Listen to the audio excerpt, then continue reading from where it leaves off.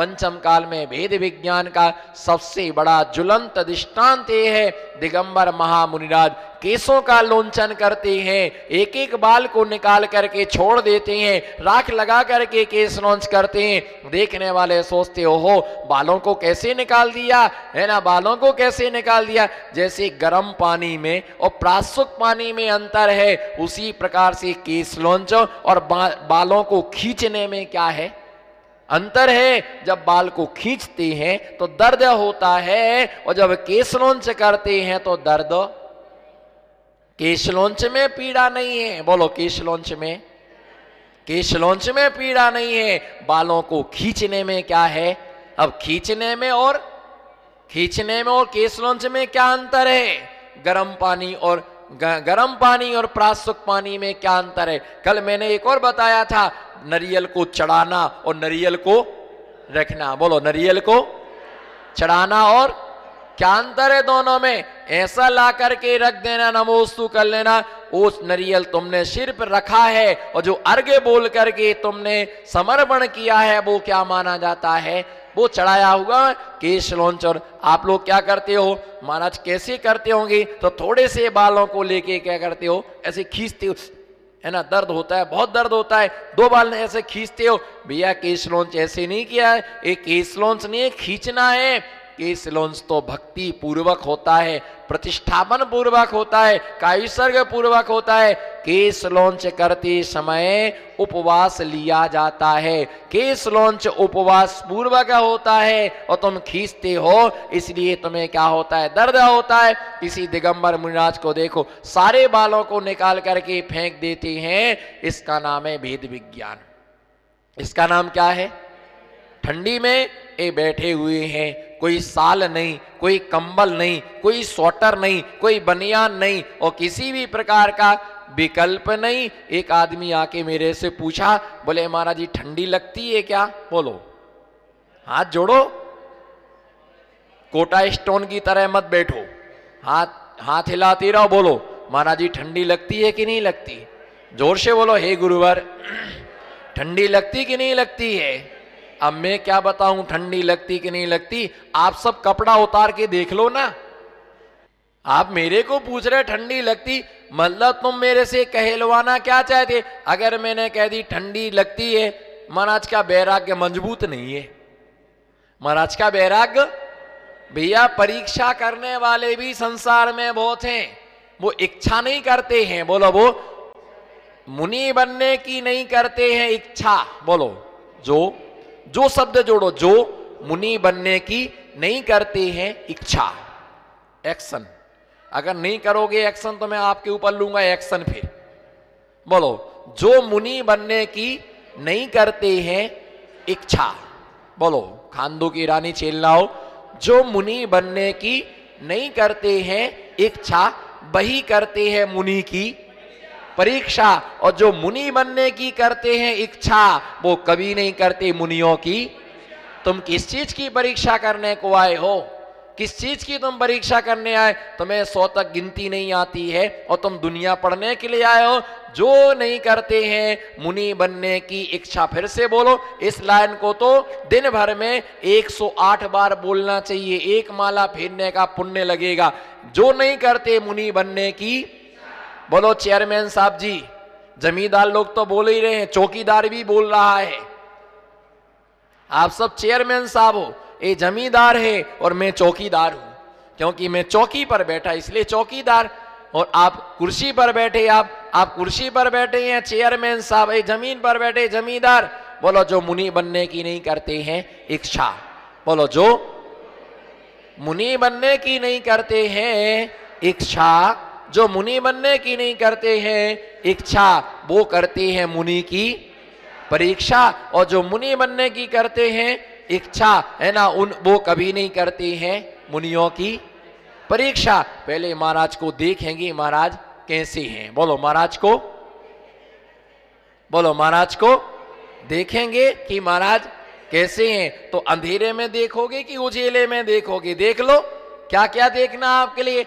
भैया ऐसे संसार में लोग रहते हैं जो अपनी जिंदगी को इस तरह से क्या कर देते हैं, खराब कर देते हैं। क्या तुम अपने कर्तव्य का पालन करो, हमें क्या करना चाहिए ये तुम करो, कौन क्या कर रहा है इसको देखने से तुम्हारी आत्मा का हित नहीं है। पंचम काल में इतना कर रहे, इतना कम है क्या? इतना ही बहुत होता है। केसों का लोंचन हर 4 महीने में उपवास पूर्वक सारे बालों को निकाल करके छोड़ देते हैं। ये सबसे बड़ा भेद विज्ञान है। पद विहार करना, कंकड़ लगते, कांटे लगते, ठंडी में ठंडी लगती है, गर्मी में गर्मी लगती है, उपवास के दिन भूख लगती है, फिर भी वो समचारित्र है। कौन सा चारित्र? बोलो कौन सा चारित्र? समचारित्र, सामायिक चारित्र से उसको जीत लेते हैं। उसने मेरे से पूछा महाराज जी ठंडी लगती है क्या? कोई जरूरी नहीं है हर प्रश्न का जवाब हम आपको दें ही, है ना। कुछ कुछ प्रश्नों के जवाब अनुभव से आते हैं, कुछ कुछ प्रश्नों के जवाब। आप जैसे पूछो कि केस लॉन्च करने में दर्द होता है, मैं आपको कहूंगा कि आप करके देखो तो आपको पता चलेगा। जिस चीज का तुमने अनुभव नहीं किया है वो तुम कैसे पता चलेगा ठंडी लगती कि नहीं लगती है? आप बताओ ठंडी है कि नहीं है? जिस प्रकार तुम्हारा शरीर जिन धातुओं से बना उसी से हमारा बना, पर भेद विज्ञान के बल पर उसको जीत लिया। किसके बल पर? भेद विज्ञान के बल पर उसको जीत लिया जाता है, क्षमता भाव के द्वारा जीत लिया जाता है। ठंडी है वो अपना काम कर रही है और हम अपना काम। जहां समता भाव नहीं है वहां सामायिक चारित्र नहीं होता है, और जहां समता भाव होता है वहां पर सामायिक चारित्र होता है। 500 मुनिराजों के लिए घानी में पेल दिया गया। कितने? 500 मुनिराजों के लिए घानी में पेल दिया। जो राजा था वह मुनियों का भक्त था, राजा जो था वो मुनियों का भक्त था। कैसे पेला गया? जो राजा था वो मुनियों का भक्त था, लेकिन मंत्री जो था वो मंत्री चिढ़ता था, दिगंबर महामुनिराजों से ईर्षा करता था। बताइए जिन्होंने रागदेश के लिए छोड़ दिया, जिन्होंने रागदेश के लिए छोड़ दिया, जिन्होंने विषय कसाय के लिए छोड़ दिया, मुनिराज किसी से देश भाव नहीं रखते हैं, देश देश में घूमते हैं। बोलो बोलो, देश देश में घूमते हैं, पर एक किसी से देश भाव नहीं रखते। आई कांटेक्ट बराबर बना के रखो हमसे। नमो सिद्धाराम। उपयोग की धारा अपनी स्थिर रखो, है ना, निश्चित मान करके चलो। देश देश में घूमते हैं, बोलो देश देश में घूमते हैं, परंतु एक किसी से देश भाव, एक किसी से पक्षपात नहीं करते, एक किसी से भेदभाव नहीं करते। क्या अच्छा क्या बुरा? बोलो बोलो, क्या अच्छा क्या बुरा, क्या अपना क्या पराया? बोलो ना, क्या अच्छा क्या बुरा, क्या अपना क्या पराया, क्या हमारा और क्या हमारा क्या तुम्हारा, सबका सब यही छोड़कर मुझे यहां पर स्थायी नहीं रहना है। पक्षपात राग देश, है ना, जो करता है वो कर्म बंध के लिए प्राप्त होता है, और जो राग देश से निर्वृत्त होता वो कर्म निर्जरा के लिए। अहो उन मुनिराजों की समता भाव, बोलो अहो उन मुनिराजों की समता भाव। समता से ही सबके लिए जीता जा सकता है, समता के द्वारा सब पर विजय प्राप्त की जाती है। जैसे वो मंत्री ने कहा, देखो तुम्हारे दिगंबर मुनिराज हैं, तुम तो इनके लिए अपनी रानी भी देना चाहती हो। देखो तुम्हारे दिगंबर जिनके तुम भक्त वो कैसा करते। उसने एक भाड़ को लाया, एक हिंजड़े को लाया, है ना, उसके लिए मुनि बना दिया। पिछी कमंडल उनके पास में क्या कर दिया? पिछी कमंडल उनके पास में रख दिया। राजा को दूर से दिखाया, देखो तुम्हारे दिगंबर मुनिराज कैसे होते हैं। बोलो देखो देखो तुम्हारे दिगंबर मुनिराज, बोलो तुम देखो तुम्हारे दिगंबर मुनिराज कैसे होते हैं, तुम्हारी रानी के साथ दुष्चेष्टा कर रहे।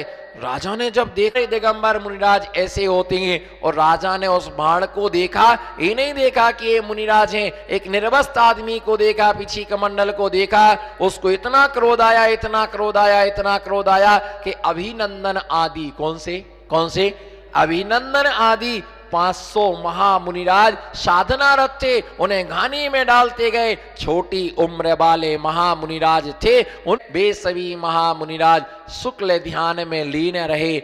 बोलो तब आता है जब पानी पर नाव होती है, बोलो बिल्कुल आराम से बोलो, आनंद आना चाहिए, अनुभूति होना चाहिए। शब्दों के भंडार का नाम कोई प्रवचन नहीं है ना, शब्दों के भंडार का नाम कोई प्रवचन नहीं है। हमारे भीतर तक वो शब्द जाना चाहिए। पानी के ऊपर जब, बोलो पानी के ऊपर जब नाव होती है तब आनंद होता है, तब आता है मजा। और जब पानी में, जब नाव में पानी होता है तब मिलती है सजा।